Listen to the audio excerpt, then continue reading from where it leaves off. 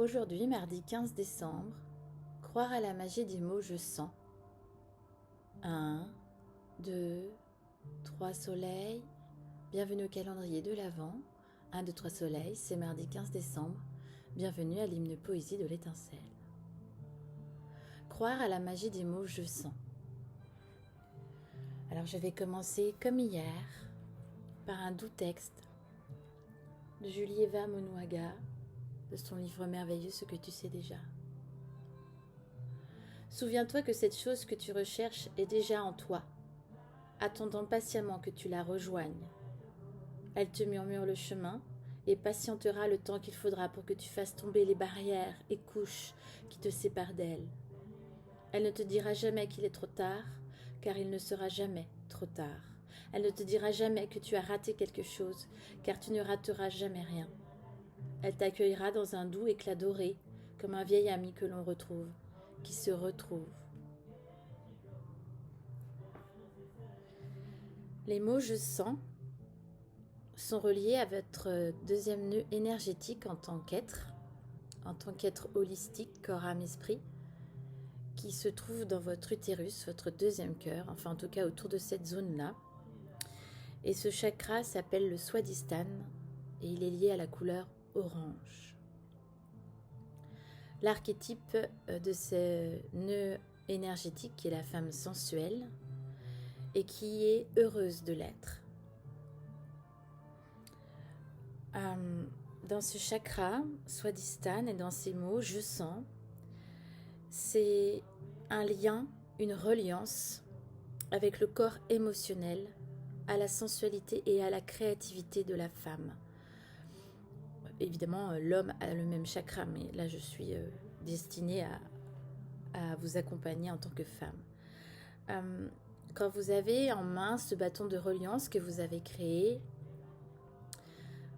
et que vous souhaitez honorer ce deuxième chakra qui est peut-être en déséquilibre, peut-être en suractivité, peut-être vous sentez qu'il faut que vous y alliez, trouver des réponses, eh bien les liens émotionnels sont là, le corps émotionnel est là, la sensualité, la créativité.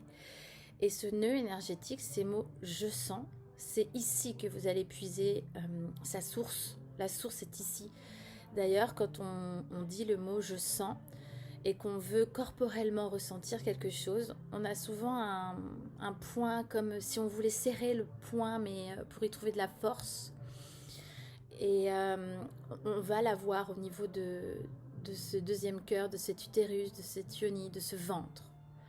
Et c'est vraiment le bas du ventre, je parle. Et c'est vraiment cet endroit-là qui est relié à la Shakti. Dans notre univers yogi et de yoga art, la Shakti est le personnage et l'archétype de Shakti qui est lié à Shiva.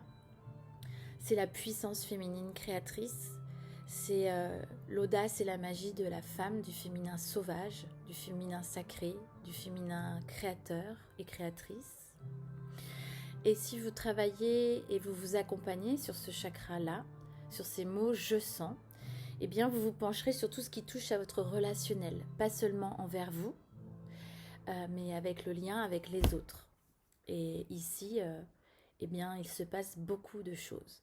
Vous allez, dans cette source-là, vous connecter à tout ce qui est sacré, à tout ce qui est créatif, à tout ce qui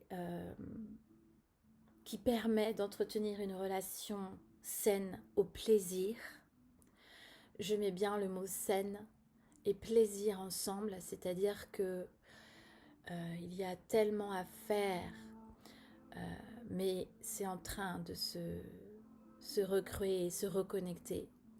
Il y a tellement à faire sur le côté naturel du plaisir de la femme, que nous-mêmes en tant que femmes, on ressent ce plaisir qu'on a à se donner ou qu'on reçoit ou qu'on donne, et qui est lié, ce plaisir du corps émotionnel, à tout ce que l'on entreprend.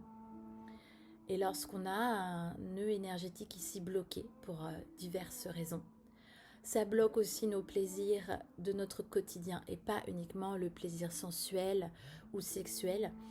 c'est vraiment un lien qui est bloqué en termes de je vis mon plaisir sainement et avec harmonie. Il y a dans cette source-là aussi la capacité à s'exprimer plus clairement sur nos envies. Je fais le lien avec le plaisir, mais ce que tu as envie te donne une source de plaisir, une source de mieux-être. Et c'est ici aussi qu'on va trouver la source du plaisir et de l'envie, et donc des mots en totale reliance avec les mots « je sens ». Ça va vous permettre de plonger directement dans des émotions qui sont parfois enfouies, d'interroger également vos réactions instinctives. Quand j'accompagne, ou par exemple ma retraite sur le féminin sauvage, on va aller travailler, on va aller vivre des ateliers qui vous permettent d'interroger vos réactions instinctives, peu importe les situations, parce que votre source d'instinct est ici et en total lien avec votre intuition. L'élément du swadhisthana et des mots « je sens », c'est l'eau.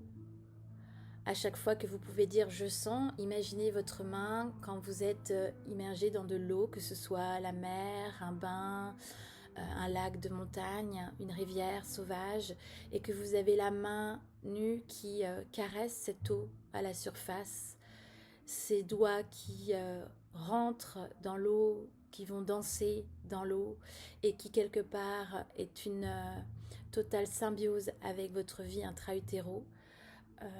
Cet élément est totalement l'élément de la sensualité et du plaisir et de l'existence de la femme sauvage. Ça symbolise le mouvement, le flux de nos émotions et de nos pensées.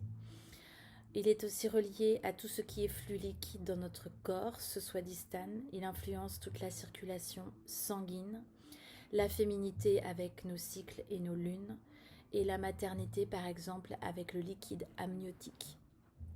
Donc l'eau ici est un élément fondamental quand vous souhaitez vous accompagner sur ce nœud énergétique et sur ces mots « je sens ». Quand on veut et quand j'accompagne une femme dans son travail et son chemin de traverse, son travail sur soi je veux dire, et son chemin de traverse pour rentrer en connexion avec son moi profond, on va évidemment travailler avec l'eau. Je suis en train de faire une formation sur des soins où vous êtes dans l'eau et je vous soutiens et vous porte dans l'eau. Et la sonothérapie est aussi liée à ce soin. C'est extraordinaire ce qui se passe à chaque fois dans les relations, les connexions, les liens et les créations de liens qui se produisent en vous alors que vous êtes dans l'eau et soutenu par une autre femme. C'est vraiment un soin énergétique très puissant. Si vous avez l'occasion d'en faire un, là, au courant 2021, faites-vous ce cadeau, vraiment. Ou peut-être qu'un jour, j'aurai le bonheur de vous en faire vivre un au bal perdu, dans l'eau naturelle. Mais en tout cas, si vous avez l'occasion, faites-le parce que vous rentrez en connexion totale avec cette partie de vous et qui est souvent source de déclic, source de choses enfouies et qui permettent de débloquer beaucoup d'autres choses. Son nom en sanskrit, Swadhisthana, veut dire le siège de soi, et ça veut aussi dire force vitale. Donc force vitale et siège de soi, ça veut vraiment tout dire. C'est vraiment un endroit qui est important de prendre soin chaque jour et de s'y accompagner en développement personnel. En termes, je dirais, de croire à la magie de ces mots « je sens », si on veut faire un lien avec le corps en termes scientifiques, alors il est situé expressément 5 cm sous votre nombril, au centre de votre abdomen inférieur. C'est vraiment pas connecté à vos intestins, ça c'est le plexus solaire, c'est celui d'après. C'est au niveau des organes génitaux et des vertèbres lombaires. C'est associé au système lymphatique. Je tiens à préciser également que des femmes qui n'ont plus leur utérus ont évidemment ce nœud énergétique en elles. La place de l'utérus est là, même si l'utérus n'est plus là. Je tiens quand même à le préciser, c'est important. On n'est pas accompagné dans notre monde scientifique et médicale, quand les femmes n'ont plus leur utérus, on n'est pas assez accompagné, je trouve, sur cette identité de femme avec ces organes précis et, et qui sont souvent et très souvent et un peu trop souvent, oui, associés à une maternité. On peut être femme et ne pas vouloir vivre de maternité au sein de notre utérus. Ça ne fait pas ça de nous une vraie femme. Donc ça, c'était la parenthèse, mais c'est vraiment des choses qui me sont chères, qui sont dans mon combat, vraiment. D'écoféminisme aussi. Donc voilà, c'était une petite parenthèse. Donc quand vous voulez travailler ce chakra et ces mots je sens, vous pouvez vous entourer d'orange, de la couleur orange, de manger évidemment des aliments qui sont oranges, ça vous aide. Si vous voulez vous faire un jour un trip, un road trip repas en fonction des chakras, eh bien vous vous faites un repas entièrement de orange. Alors là, vous vous nourrissez fortement. Et puis la petite touche que j'aime bien glisser en tant que femme, comme si on était amis et avec les yeux qui sourient, c'est de mettre un jour et de s'offrir de la belle lingerie orange, qui n'est pas une couleur très facile à trouver, mais souvent on associe le rouge finalement à la sexualité, la sensualité, eh bien c'est plutôt le orange qu'il faudrait se stimuler quand par exemple on veut retrouver du plaisir ou une libido peut-être qui est un peu endormie, eh bien on va aller chercher du orange pour se stimuler vis-à-vis de ça. J'aime à partager dans les mots je sens, à croire à cette magie, des affirmations, des fameux mantras qui nous aident aussi à cultiver ces mots-là et à leur laisser plus de place dans notre vie de femme qui remplit sa vie par beaucoup d'autres choses et laisse peu de place à ces mots je sens. Les affirmations, c'est je m'autorise à me relier à mes émotions. Je sais mettre des frontières saines. Une frontière n'est pas toujours négative, c'est une frontière saine. Ça rejoint le Muladhara d'hier avec nos instincts de sécurité. Je me découvre dans mes passions. J'honore et je respecte mon corps. Ma sexualité et sensualité sont épanouies. Je me libère de mes émotions de manière créative. Dans le chemin de traverse, pour honorer ce deuxième chakra et ces mots je sens, la créativité, la création est viscéralement l'art-thérapie le plus fort, que ce soit de la danse, de la photographie, de la peinture, de l'écriture intuitive. Ça nourrit énormément ce chakra et ces mots je sens. La créativité, c'est la source, elle est là. Elle est dans votre espace ici. Je vais faire un petit clin d'œil à l'aromathérapie et je dirais la naturopathie aussi un petit peu.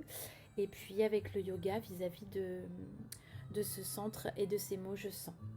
Alors si vous voulez effectuer des méditations olfactives ou vous accompagner en aromathérapie liée à ce sens et à je sens, l'ilang-ilang, alors on en a déjà parlé, l'ilang-ilang c'est vraiment un plaisir d'essence. Cette huile et ses effluves accompagnent l'expression d'une sensualité. Elle a un effet qui diminue l'anxiété tout en affichant des vertus aphrodisiaques. C'est vraiment une connexion liée à la planète Vénus. Il y a le santal qui est utilisé notamment en bois et en méditation. Vous trouvez souvent des statues fabriquées en santal dans ce bois qui mérite recueillement et honore l'intériorisation.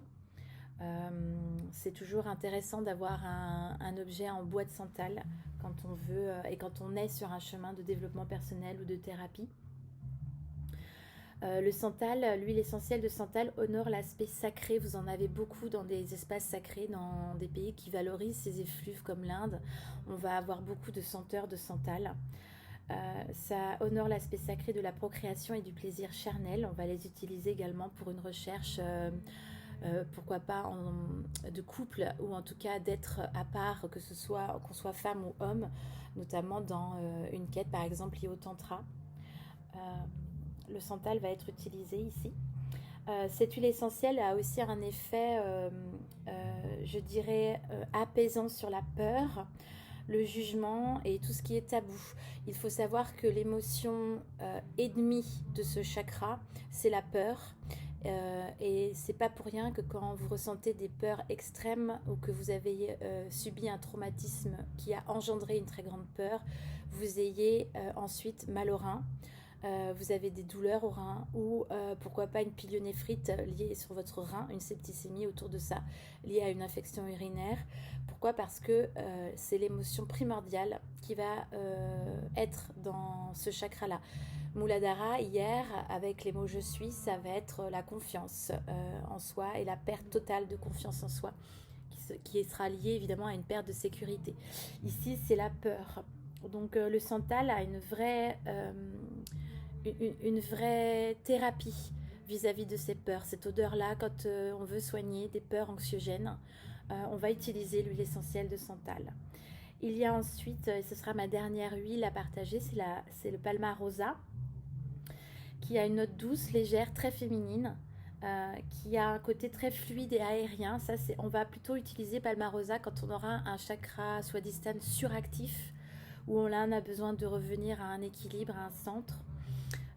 C'est vraiment l'huile essentielle des femmes ultra sensibles, timides, hésitantes, qui manquent éventuellement d'affirmation et d'entrain dans, je dirais, les plaisirs de la vie.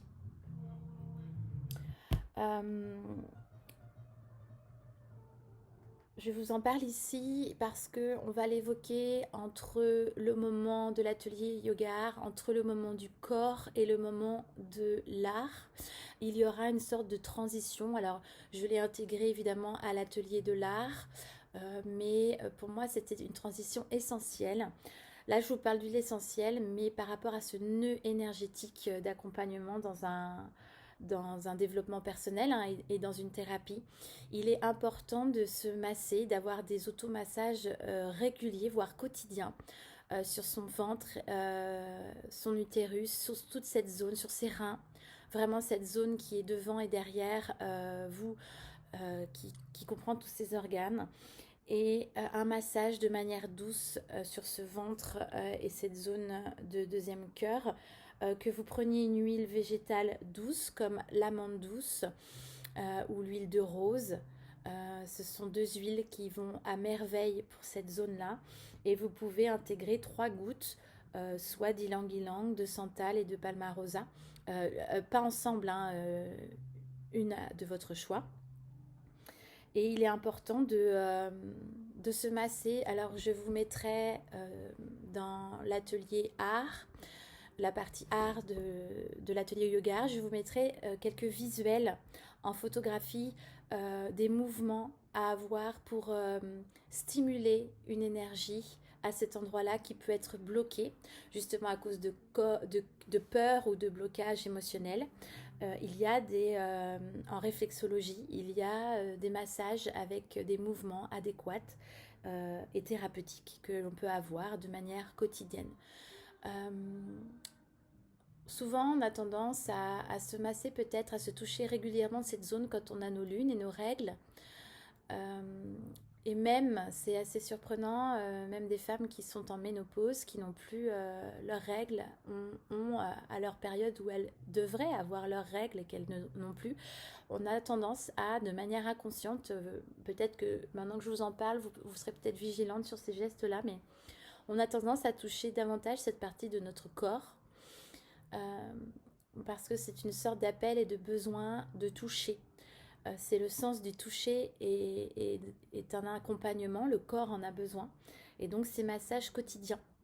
Quand on souhaite par exemple se faire, souvent vous savez on se dit on fait 5 jours de diète, on fait 5 jours de jeûne. Eh bien on peut très bien se dire on fait 5 jours de connexion. Moi j'aime assez le chiffre 7, hein. À chaque fois je le fais sous forme de 7 et c'est ce que je conseille en accompagnement personnalisé. Et même dans mes retraites, c'est de faire un cycle de 7 liés, pourquoi pas, à un chakra.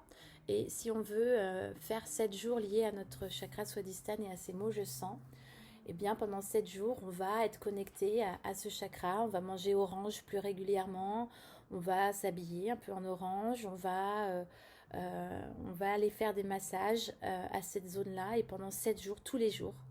Par contre, on fait ça tous les jours pour ressentir, pour vibrer et puis pour lâcher prise vis-à-vis des autres parties de son corps qui ne sont pas en connexion avec cette partie.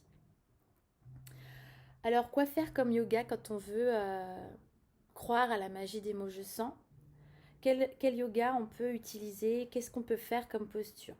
Eh bien, dans le processus d'équilibrage que l'on va rechercher dans notre accompagnement thérapeutique et holistique, le yoga va ici jouer un rôle d'ouverture, que ce soit au sens corporel et spirituel. On va vraiment lier de manière holistique le corps et la spiritualité pour permettre d'ouvrir cette zone. Quand on fait travailler des femmes en rééducation du périnée, que ce soit après un accouchement ou autre chose, eh bien, je trouve essentiel de travailler cette sensation d'ouverture et de fermeture, de protection.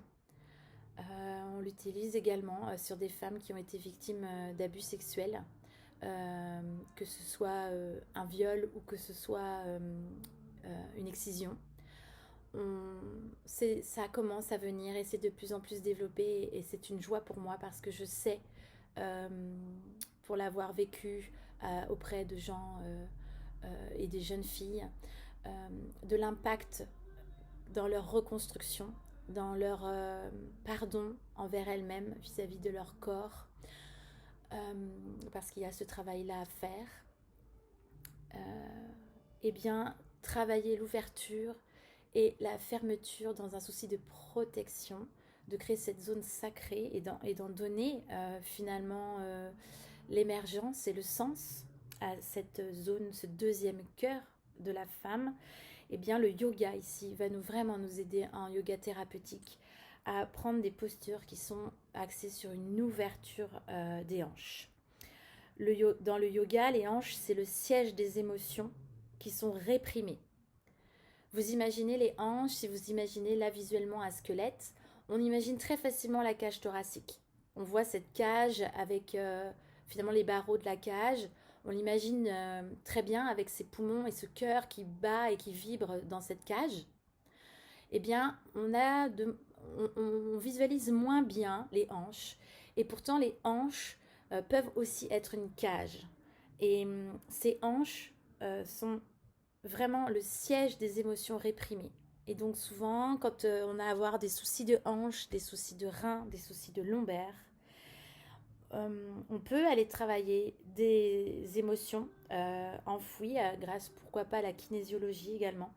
Et pour les faire remonter à la surface quelque part, remonter le long de votre kundalini et de votre sushumna pour clairement les libérer et donner plus d'espace, créer de l'espace, de la lumière à cet endroit-là. Alors, accompagner en yoga thérapie cette zone-là de votre corps, c'est vraiment les prémices d'un travail d'introspection et qui est très efficace.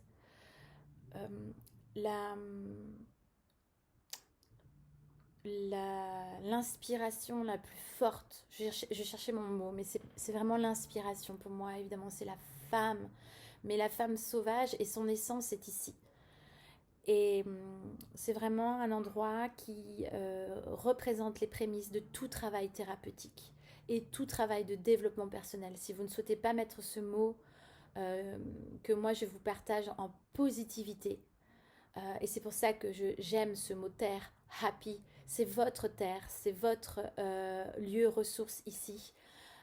Happy, qui est heureuse, et dans cette terre happy, c'est vraiment le point de départ des prémices d'un chemin de développement personnel. Alors quelques noms, je vais les dire en français et en sanskrit, quelques noms de postures peut-être pour les yogis qui pratiquent un petit peu et qui savent. Après, celles qui sont débutantes, vous pouvez toujours retrouver ce nom de posture soit sur internet. Je n'ai pas encore ouvert mon studio de l'étincelle, mais je l'espère voilà, un autre jour. Il y a le héron, Virasana, le pigeon et Kapada Rajakapotasana que j'ai fait plusieurs fois dans les séances de yoga vinyasa que je vous ai proposées. Il y a le papillon. Évidemment, vous avez les jambes en diamant et les mains qui passent par-dessous. Le chien tête en bas permet également de travailler cet axe parce que vous limitez le poids et la pression de tout le haut de votre corps et de votre esprit finalement. Et vous enlevez ce poids sur cette zone. Et en chien tête en bas, c'est vraiment un moment relax, un moment de lâcher prise pour cette zone-là. Vous avez la demi-grenouille, Ardha Bekasana, Makarasana, le crocodile, et puis Baddha Konasana, l'angle assis.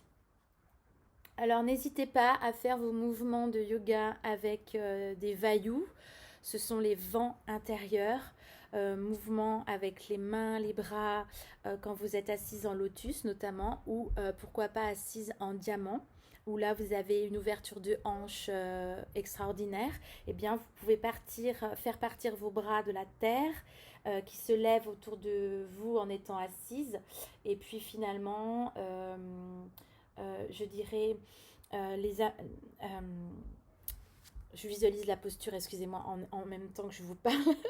C'est compliqué d'expliquer parfois en digital. Je suis tellement active et dans la pratique et le présentiel que là, vous me manquez. Là je viens d'avoir un état de manque avec vous terrible. Vous êtes assise en lotus et vous allez jouer avec ces vayus, ces mouvements de bras et de mains. Je vous ai montré ça la dernière fois dans les séances de yoga. Et vous allez jouer avec vos énergies. Donc vous allez prendre de l'énergie de la terre parce que qui dit océan, rivière, bain, tout ça, l'eau est sur la terre. On est sur la planète d'eau et vous êtes pareil et c'est l'inversion miroir de votre corps. C'est-à-dire que vous visualisez votre corps comme si vous étiez la terre et à l'intérieur de votre terre, il y a l'eau. Eh bien, la planète Terre sur laquelle vous vivez, c'est l'inverse. Donc vous allez avec vos bras partir de la terre, du sol, les lever autour du corps assis et en lotus jusqu'en haut de la tête et les mains vont se mettre en mudra et vont se baisser jusqu'à votre chakra sacré, votre deuxième cœur. Les mudras qui est le yoga et la science thérapeutique des gestes avec les doigts qui a pour but de stimuler certains points réflexes quand on les pose entre eux et ça augmente certaines qualités énergétiques. Et bien pour ce deuxième chakra et ces mots je sens, on va travailler avec le Yoni Mudra. J'en perds mon latin et mon bafouillement. Le Yoni Mudra que je vous ai montré, c'est pouce contre pouce.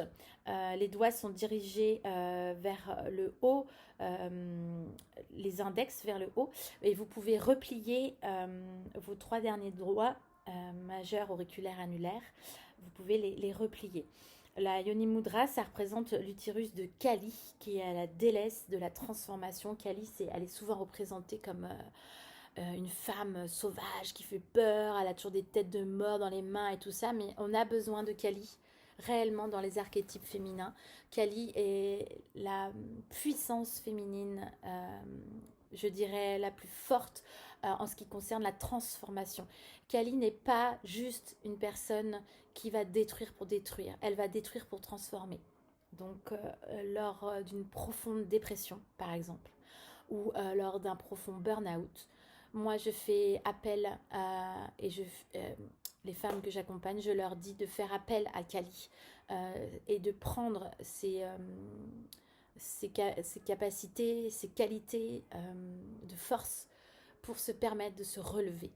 Parce que Kali a cette force de la transformation. Elle est libre, elle est sans crainte, elle est authentique. Et ce mudra, Yoni Mudra, représente ce triangle qui fait apparaître le symbole de la Shakti, donc l'énergie féminine. Pour celles que ça intéresse et qui veulent se faire un petit cadeau à Noël, vous pouvez vous offrir des livres qui parlent des archétypes hindous de femmes pour piocher justement des atouts et des ressources dans ces archétypes. Et vous apprendrez du coup l'histoire de Shakti et de Shiva. Et Kali est une partie de Shakti. Ça rejoint les femmes plurielles dont je vous ai parlé hier. Et il y a le Dhyana Mudra. Alors celui-là, je suis sûre que vous le faites sans même le savoir. C'est le mudra de la méditation. C'est quand vous mettez vos mains paumes vers le haut et l'une sur l'autre. C'est-à-dire qu'elles viennent comme dans une coupe, main gauche dessous. La paume touche le dos des doigts de la main droite et les bouts des pouces sont en contact très léger, comme une petite caresse. Alors pour refaire une petite synthèse de tout ce que je viens d'évoquer. Alors le nœud énergétique des mots je sens, c'est Swadhisthana, qui est formé des mots Sva, qui veut dire individu, et Adhisthana, fondement. Donc rappelez-vous que Swadhisthana et ses lieux et ses mots, le lieu ressource des mots je sens, qui est le fondement de votre personnalité. Ça se tient là, dans le niveau du bas-ventre. Que son élément est l'eau, fluide, mouvante. L'eau s'adapte à toutes les circonstances, prend la forme de tous les contenants. Et la femme a ce côté eau, dans le sens où elle a une capacité extraordinaire à se mouvoir et à être en mouvement tout le temps. La couleur ici, si vous souhaitez nourrir ce nœud énergétique et ces mots je sens, c'est l'orange. En color-thérapie, l'orange est la couleur de la spontanéité. Donc c'est réellement se connecter à son intuition et son instinct. De dire je sens, c'est l'orange. Et puis c'est également la couleur de la transition entre le rouge et le jaune. Le rouge était Muladhara hier et le jaune est le plexus solaire. Je fais de demain. Chaque nœud énergétique a un lien avec un sens en particulier. Et les mots je sens, et ça peut-être que ça va vous surprendre, et le Swadhisthana a un lien avec le goût. En sanskrit, la racine sva, ça signifie aussi goûter, apprécier. Moi, je trouve que c'est toujours beau de dire le mot savourer à cet endroit-là, de savourer le plaisir et l'envie d'être femme. Et c'est le goût. Je trouve que c'est assez poétique comme lien.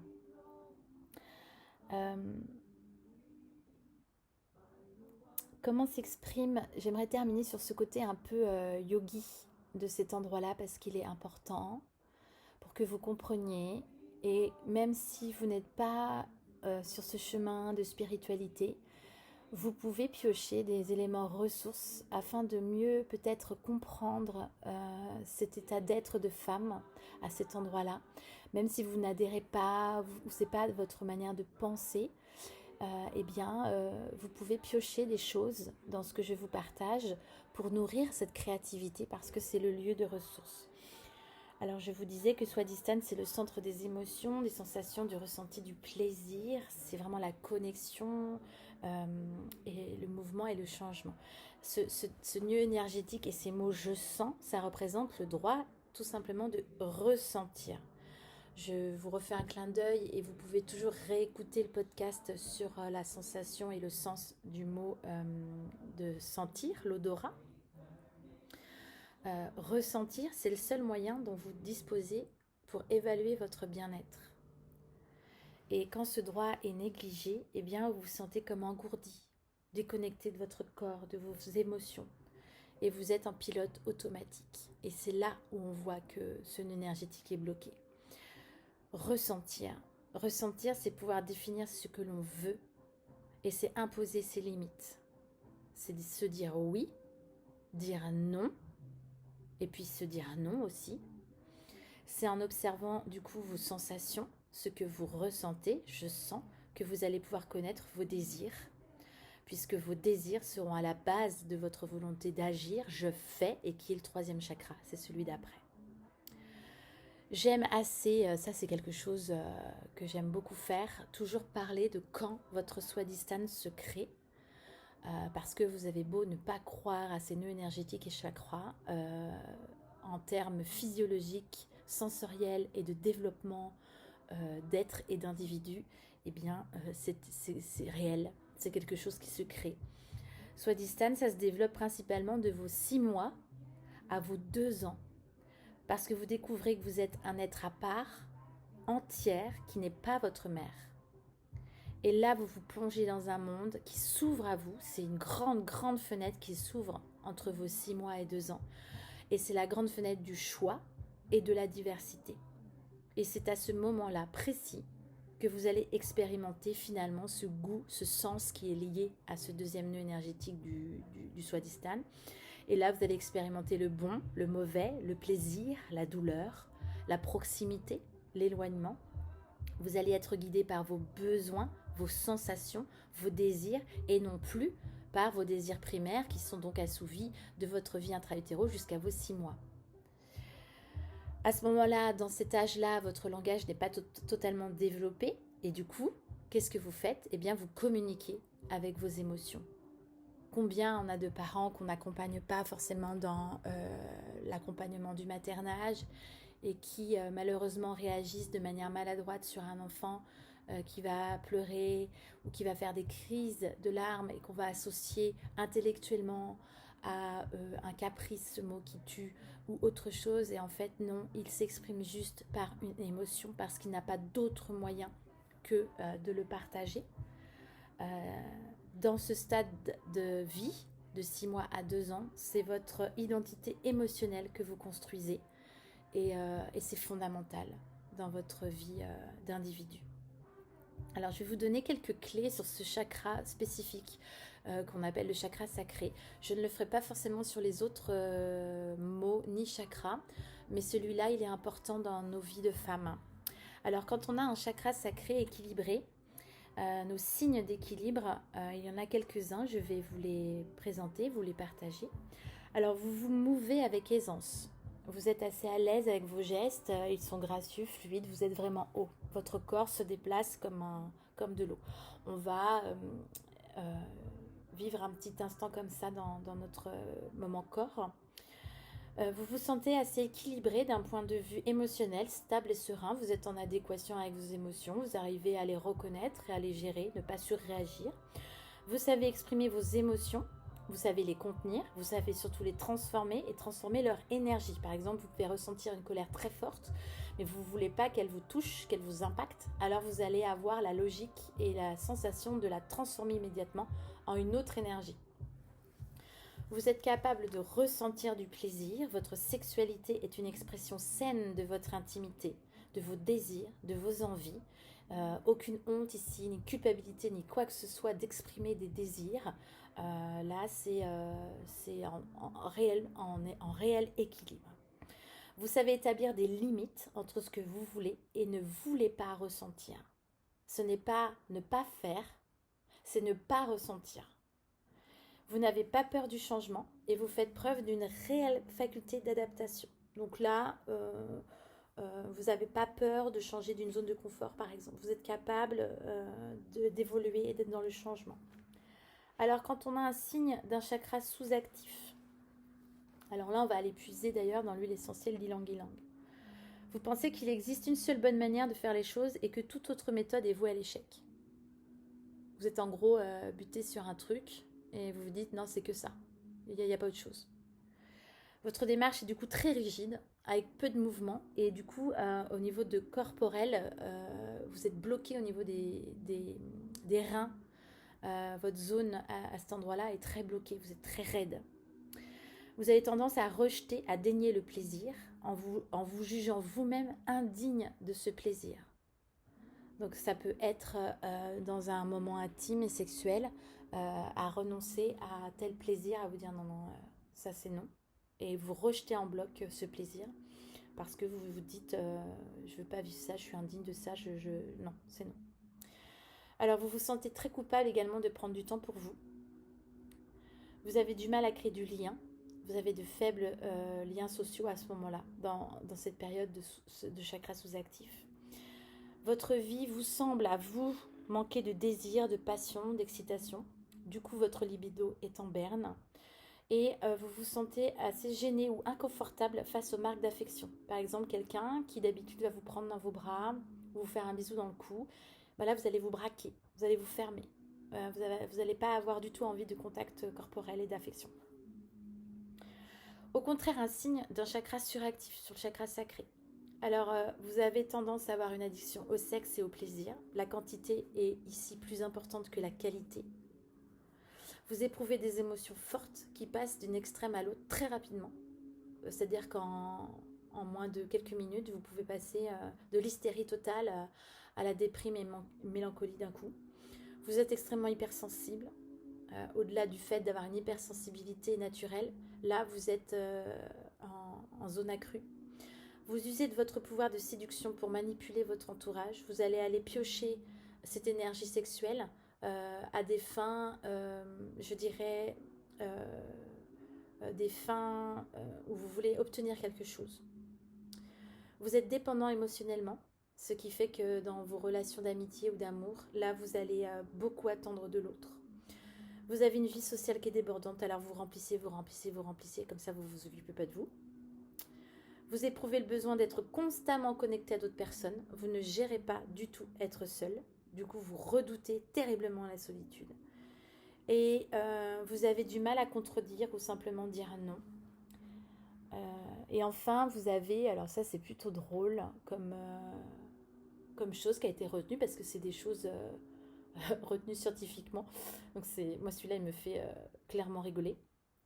En fait, ils ont positionné qu'on se définit comme une victime de la mode, mais finalement, où on change beaucoup d'habits, etc. Et au final, c'est totalement révélateur, puisque on n'arrive tout simplement pas à trouver une identité de vêtements. Et du coup, on passe dans toutes les trucs possibles. Vous allez vous habiller en une journée hyper chic, etc. Et puis le lendemain, en vieux survêt tout pourri. Et puis la semaine, le lendemain, en bohème chic. Et puis le lendemain, voilà, vous allez en fait constamment changer et ne pas. Alors on peut vivre ça. Moi, clairement, je suis la première à changer de vêtements. Selon mes moods quoi, mais là c'est carrément viscéral en fait, hein. Vous n'arrivez pas à vous fixer sur une émotion tout simplement. Je vais terminer sur le corps, comment le corps va traduire ce déséquilibre de ce deuxième chakra et ce déséquilibre de connexion avec le mot je sens.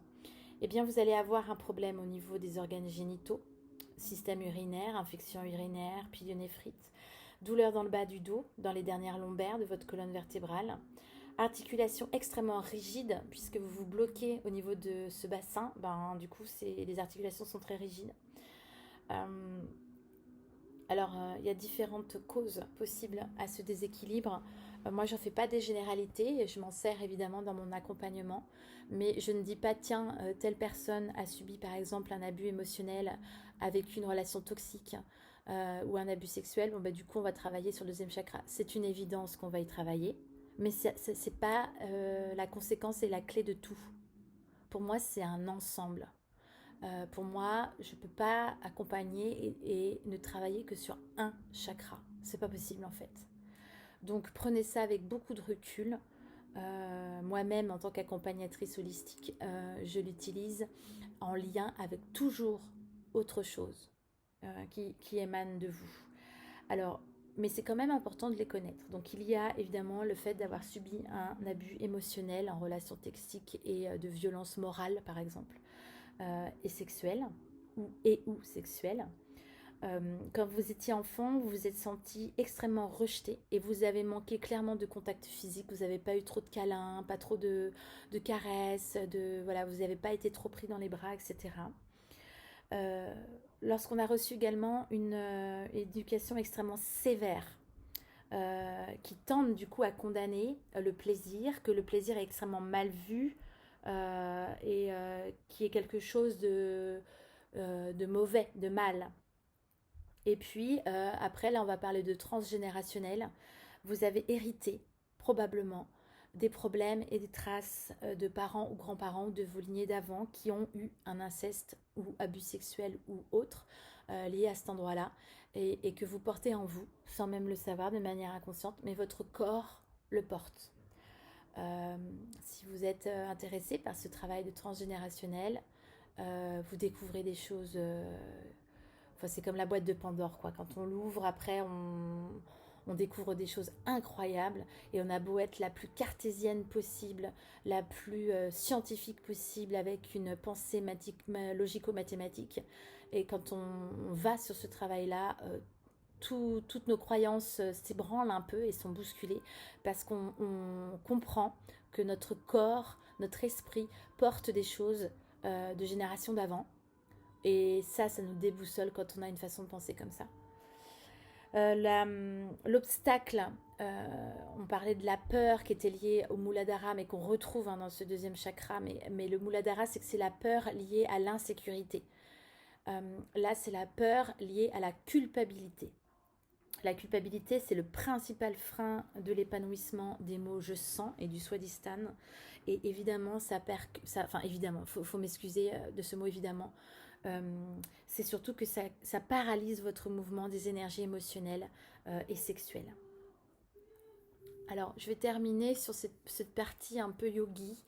Ce podcast est un peu plus long parce qu'il est important dans votre chemin de traverse de femme.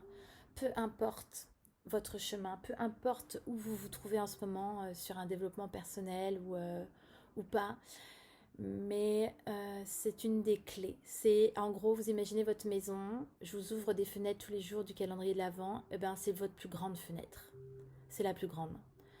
Je sens, c'est votre essence de femme. Alors, comment équilibrer ce chakra? Comment nourrir ce chakra swadhisthana et ces mots je sens? Eh bien, dans la vie quotidienne, c'est renouer avec vos émotions. L'activité physique, ça c'est mon côté aussi d'accompagnement holistique, naturopathe, etc. Eh bien, la danse libre. Oh là là, la danse libre, intuitive, instinctive. La danse va vous permettre d'expérimenter la fluidité, le lâcher-prise qui est si fondamental à cet endroit-là. C'est enlever toute, qu'en dira-t-on, toute frein, toute limite. Oh non, on va pas faire ça, c'est mal vu, etc. C'est cette zone, n'oubliez jamais que vous allez puiser votre vrai vous, votre quête, votre essence. Et donc, être en danse intuitive et instinctive ici, c'est libérer ce nœud énergétique et en connexion avec l'eau.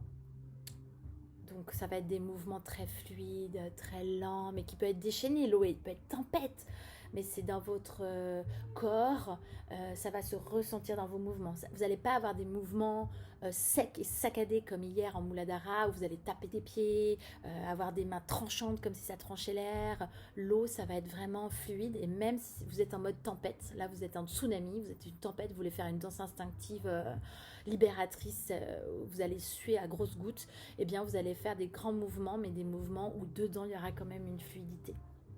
Le but dans cette danse libre et clairement une danse thérapie, c'est de trouver du plaisir dans le mouvement à chaque fois, de vous laisser aller, et puis d'être à l'écoute de vos sensations et de vos sens à ce moment-là. Donc en danse libre, instinctive, eh bien d'être connecté à votre toucher, à votre vue et à votre odorat. C'est les trois principaux. Alors écoutez et jouez de la musique douce qui éveille la sensualité. Donc ça va être des musiques lancinantes, un peu comme on écoute un peu en fond dans mon podcast, de la musique orientale, le piano également a un effet dynamisant sur notre eau intérieure. L'huile essentielle, mais ça j'en ai parlé. Donc l'ilang-ilang évidemment ça revitalise, j'ai encore dit évidemment. Ça revitalise le swadhisthana. Ça c'est mon côté digital, vous m'excuserez. Il faut vraiment que je me reprenne. Je ne suis pas comme ça dans la vraie vie. L'ilang-ilang revitalise swadhisthana et le deuxième chakra. Donc c'est vraiment l'huile essentielle à avoir tout le temps, clairement dans son sac et dans sa salle de bain. Et côté alimentation, alors ça c'est mon côté naturopathe qui remonte. On va foncer sur les aliments oranges qui sont riches en caroténoïdes, ainsi que des aliments qui nourrissent le système reproducteur. Donc ça va être les bons acides gras, ça va être les aliments riches en oméga 3, les noix, manger plein de noix en hiver, les graines de lin à disposer. Maintenant on en fait même en vrac que vous mettez dans vos salades ou même dans vos pâtes. Des graines de chanvre, des graines de sésame, ça faut en manger plein. Et puis, par rapport au yoga, ça je vous l'ai dit, je termine là-dessus. Je vous ai donné quelques postures tout à l'heure. C'est le contact des mains et des pieds sur le tapis. C'est privilégier des enchaînements fluides, le yoga vinyasa, le yoga flow, les salutations au soleil et à la lune sans s'arrêter, complètement fluide et on ne s'arrête pas et on en fait. Et puis, bien sûr, les postures, comme je vous ai indiqué tout à l'heure, sur les hanches et l'ouverture du bassin. Je vais terminer tout simplement. Je regardais ce que je pouvais rajouter sur le yoga, mais je vais m'arrêter là. Évidemment, si vous avez besoin de plus de conseils ou si vraiment cet univers-là vous appelle, n'hésitez pas à m'écrire et je vous donnerai des clés par rapport aux questions que vous avez. Alors, j'aimerais vous parler du lien, et c'est pour ça que ce podcast est si long, le lien avec notre existence de femme et du féminin sauvage et sacré que l'on a. Et je vais faire un lien avec je sens, puisque aujourd'hui c'est croire en la magie des mots je sens. Alors la femme sauvage qui puise son essence ici, elle sait toujours qu'on peut trouver une meilleure solution.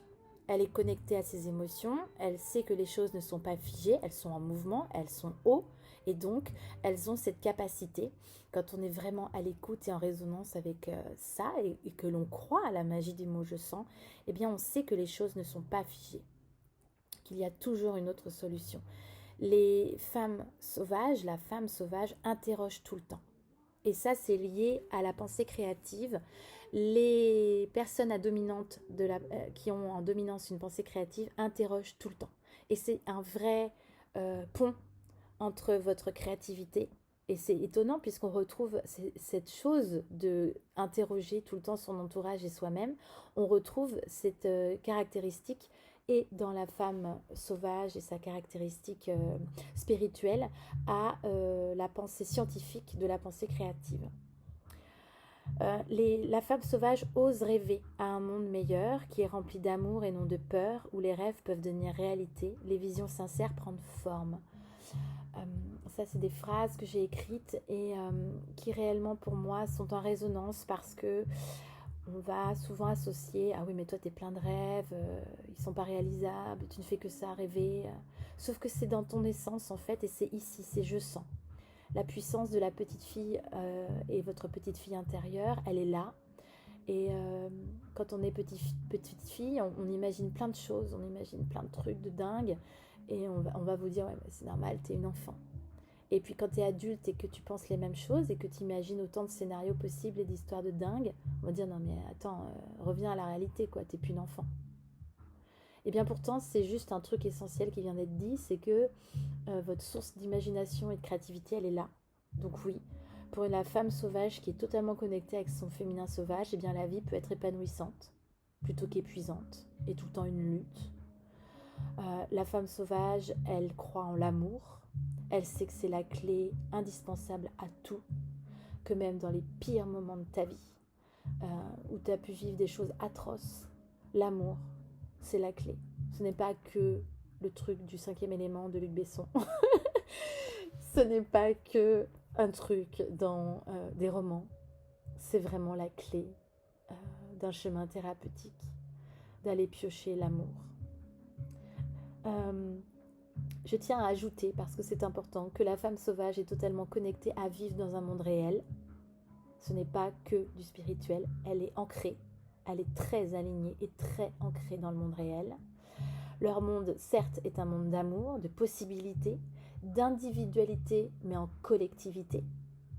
C'est pour ça que la femme sauvage pratique et vit énormément de cercles de femmes. Et la liberté est aussi très importante, c'est une notion très importante. La femme sauvage en totale connexion refuse d'être dénigrée par celles et ceux qui ont peur de vivre consciemment leur vie.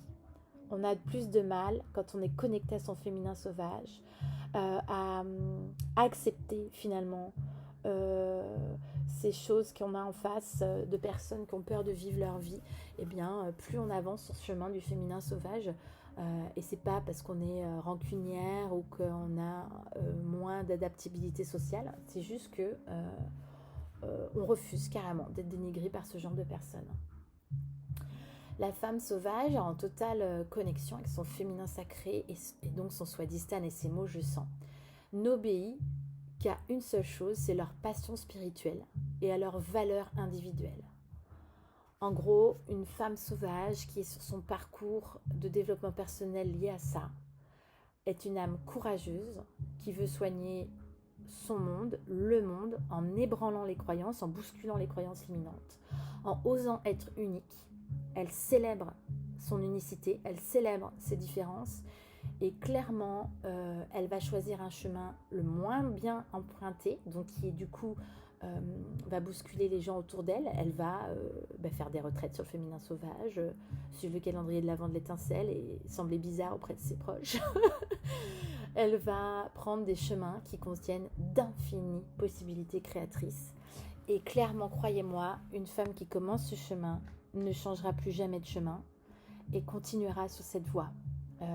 Peu importe à son rythme, peu importe à ses circonstances, en tout cas, elle ne changera plus jamais de chemin. Du coup, la femme sauvage qui est en adéquation avec ses mots je sens et son swadhisthana, elle a envie de vivre une vie qui est unique. Elle ne veut plus rien attendre. Elle veut attendre, ok, mais l'inattendu. Elle veut nourrir sa vie qui lui correspond. Elle veut une vie sacrée, où elle a des choses qui comptent, qui a du sens. Et vivre une vie sacrée et réelle et qui a du sens, ça signifie plus que juste survivre et exister. Elle veut vivre une vie sacrée, c'est créer une vie merveilleuse, être dans la créativité, dans la création et le partager avec d'autres. Ce n'est pas un chemin égocentré et égocentrique. C'est vraiment un chemin partagé. On peut avoir un cœur rebelle et sauvage sans s'éloigner des autres et sans vouloir faire briller autour de soi. Ça, c'est compatible. Donc là, je vais terminer mon podcast parce que je pourrais en parler des heures. C'est pas pour rien que j'ai des retraites entières de 5 jours sur le féminin sauvage. Aujourd'hui, j'aimerais terminer en vous partageant juste cette idée. L'idée, c'est de commencer à vivre ta vie. Je vais dire tu. Commence à vivre ta vie selon ton cœur afin de développer tes talents audacieux, de pouvoir, de génie et de magie à ton propre rythme et qui va permettre de développer ta créativité. Et tu ne seras que guidé et soutenu sur ce chemin de travers, ce chemin que j'aime appeler rebelle. C'est comme dans le Disney, rebelle. Peut-être, parfois, même très souvent, tu te retrouves entre deux chemins. Très souvent, ça va vous parler, ça évidemment, on a deux chemins, deux personnes, deux chemins, deux univers, deux opportunités, tout le temps. Eh bien, que tu sois sur ce chemin ou non, ce chemin de traverse, qui peut être un troisième chemin, qui est celui que tu veux, qui est celui où tu vas découvrir ton potentiel créatif, qui va t'aider à développer tes dons, à vivre une vie plus rebelle, plus sauvage, plus en écoute avec ces mots « je sens ». Ça va te permettre de gagner une confiance inouïe, que tu vas entrer plus profondément en toi-même, que tu vas avoir foi en ta propre sagesse intérieure, la femme sage d'hier, et que tu vas croître ton potentiel créatif. Et sachez que quand on aligne son cœur à son cœur de femme sauvage, eh bien notre vie est rythmée par ce que j'appelle l'art sacré. C'est-à-dire que tout ce que tu vas créer a un côté sacré. Je vais m'arrêter là. Je m'en excuse de ce podcast un peu long, mais pour moi il est essentiel. Et c'est pas pour rien qu'il arrive le 15 décembre. Vous aviez besoin, avant votre chemin de traverse, de marcher, peut-être de vous asseoir sur le bord de la route, peut-être de vous coucher par terre, peut-être de danser sur ce chemin, avant de pouvoir écouter ce podcast sur les mots je sens et en fort lien avec le féminin sauvage. Je vais vous laisser à réfléchir, à ressentir et à vivre dans votre corps et dans votre essence et pas seulement dans votre esprit ce podcast et cette journée qui s'annonce sur croire à la magie des mots je sens. Je vous souhaite un doux voyage dans ces mots-là et croyez-moi, vous ne marcherez plus jamais en arrière sur ce chemin-là et vous allez y prendre goût. Ça, c'est le petit clin d'œil de mon enfant intérieur au vôtre, au tien, à la tienne. Et entre enfants, on sait. Donc, je te fais un petit clin d'œil parce que je sais que tu vas continuer et je sais que tu ne vas plus t'arrêter. Spécialement aujourd'hui, je vous embrasse très fort. Je sais, c'est totalement bizarre en mode digital, mais aujourd'hui c'est un jour important et donc je sens moi aussi. Belle journée à vous.